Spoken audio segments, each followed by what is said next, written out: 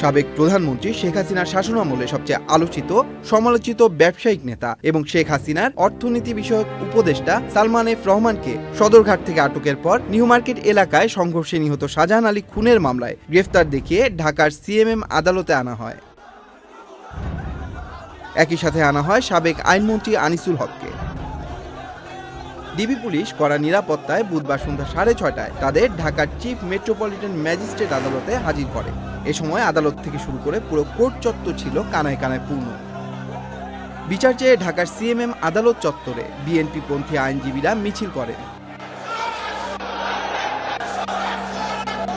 আদালতে অবস্থান নেয় সেনা ও বিজিবি সদস্যরা।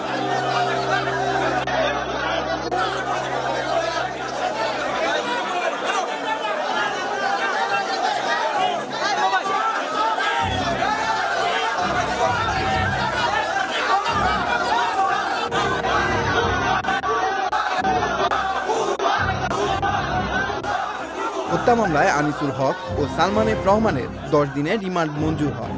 ঢাকা মহানগর গোয়েন্দা পুলিশের আবেদনের প্রেক্ষিতে সিএমএম আদালত বুধবার সন্ধ্যার পর তাদের 10 দিনের রিমান্ড মঞ্জুর করেন।